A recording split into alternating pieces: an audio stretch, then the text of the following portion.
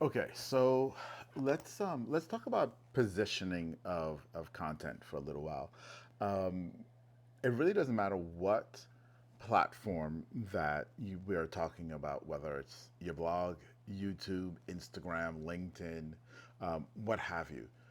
Positioning of your content is a critical aspect of its success, right? And so let's define success.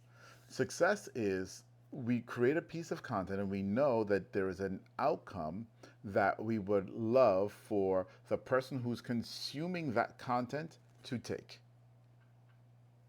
There are tons of different outcomes. People like to call them CTAs, but I don't want to use the word CTA here because most times when we think of CTA, we think, oh, they're going to click and they're going to take an action to go buy something or download something. And sometimes that's not it. Sometimes the outcome is to consume another piece of content. Sometimes the outcome that we're looking for is for them to respond and comment. Okay, so it's what's the outcome that we want with this piece of content. And so positioning is really all about that art of figuring out how to convince, if you will, the algorithm to put your content in front of the right person and ensure that when they consume it, they have the outcome, take the action that is desired. Okay, so that's the frame. So let's talk about it, and it's actually not as difficult as you would think, and really breaks down into three things. Three things, and understanding and mastery. And this is a lot of, when you're hanging out with me, I talk about this a lot, right? In our content coach, I can't even say the name correctly.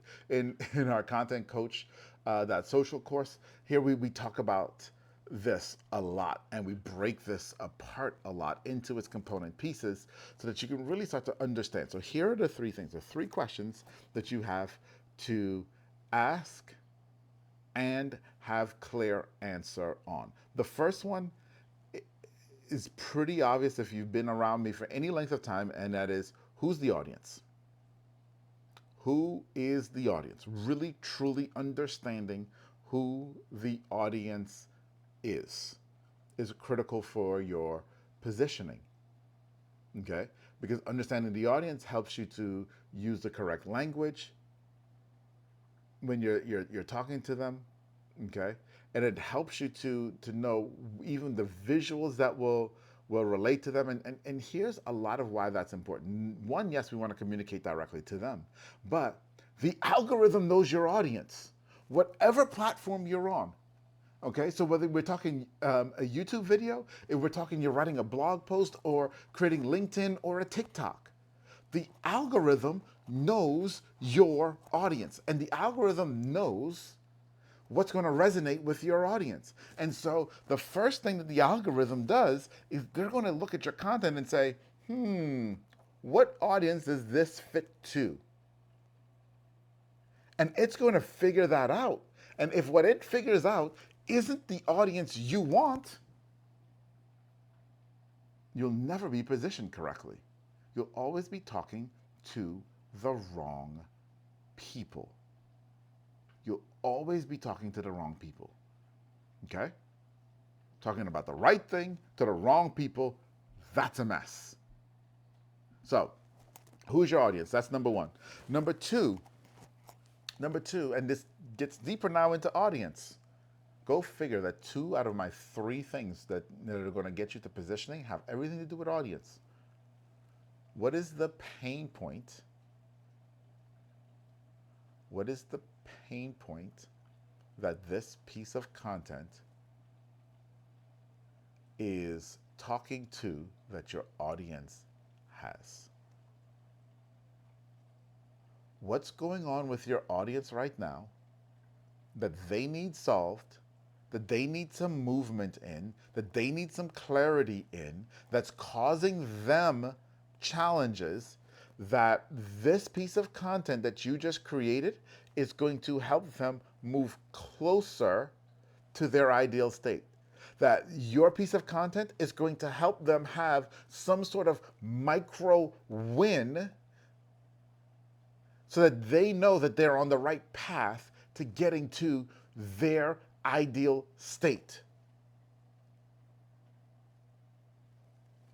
You gotta know that. You gotta know that. You see, too often we either create nebulous pieces of content that our audience consumes, like, oh, that was okay, but it doesn't really resonate totally with them. Yes, it was for them. The algorithm realized that, but what we created doesn't really resonate because we don't link it all the way back to what's really going on, that actual pain point, and help them take some sort of step towards the success that they want. Look, what am I doing right now with you? What am I doing right now with you? I am giving you 3 steps so that you can understand positioning, so that you can get your content from where it is right now, where it's not doing well, a little bit closer to your end state of content that's converting. That's the whole point here, right? Create something that helps them take that little step. But it's got to be related to a pain point that they're having. Otherwise, they're not going to care. They're just not going to care. That's when you get lurkers, people who might see your content and they never comment on it. They never like it. They never share it. They never do anything. You don't even know they were there because your content didn't actually grab them enough in the thing that is causing them pain and move them a little bit so that they then had an emotional response that said, yes, that actually helped me. Yes, I understand a little bit better now. Yes, thank you. That's number 2. Number 3.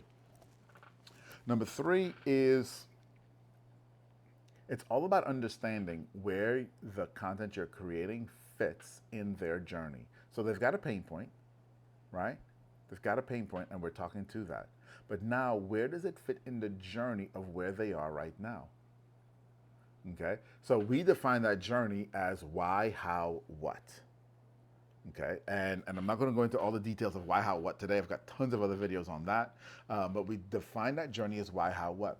People like to call this the buyer's journey, the customer's journey, whatever you want to call it. This is the front side of the customer journey where we're talking about someone who does not know you or doesn't know you well, and they're becoming aware of you through them actually wanting to be in touch with you about whatever it is that you do to start to get help from you, right? This is building know, like, and trust. Where are they in this journey? Based on where they are in this journey, you talk to them and you communicate with them differently about the topic and the pain point that they're having. And based on that, you determine what the outcomes are. What is the action you want them to take? So for example, if you're creating a piece of content for people who don't know you very well, they're just starting to get to know you, right? Then you're going to talk to them about why it's important that we solve your problem, why I believe your problem is important to me to be solved, why it's important to the world to be solved. And what we're looking for there is agreement. Yes, I agree with you. All the way through to someone who knows you, likes you, they're in a place where they're trusting you, and you're creating a piece of content about this pain point, right? So you can create multiple pieces of content about this same pain point along the journey. That's the point here. So now they're in a place where they're trusting you. They already know you. They already like you.